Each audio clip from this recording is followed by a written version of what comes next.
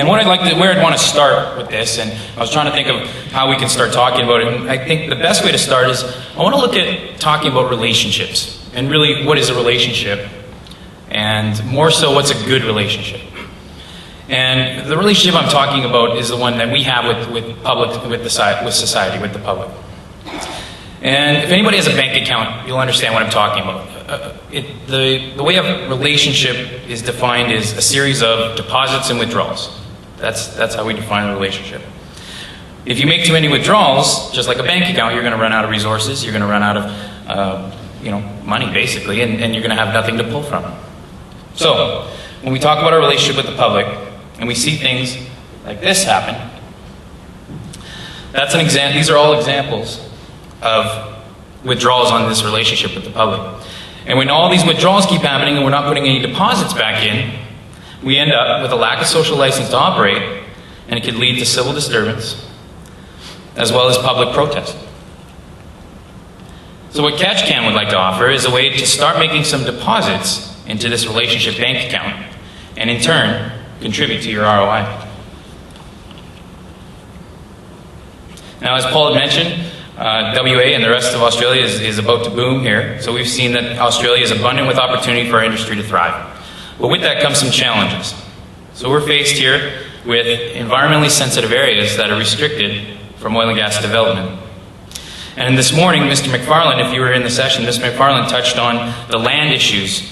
And more specifically, with Australia having more certified organic land than any other country, we also have to be sensitive or proactive to the fact that Aussie landowners, they need 5 years of contamination-free activity on their land to achieve a organic land status.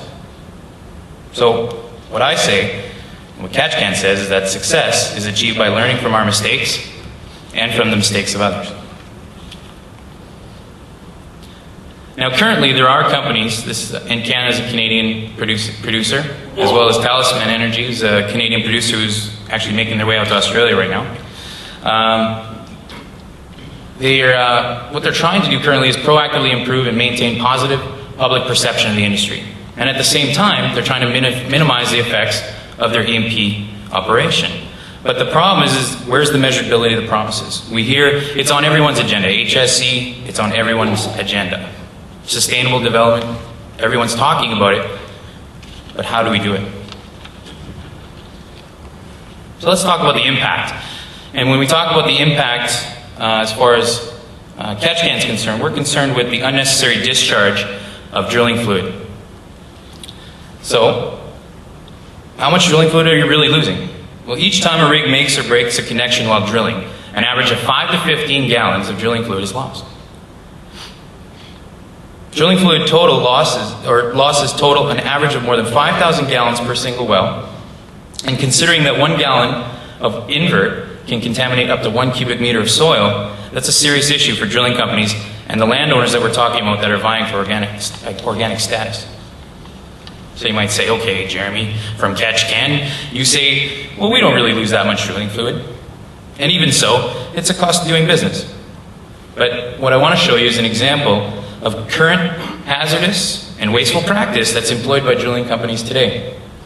And it's things like this that lead to unscheduled events, accidents, and as well as lost time injuries.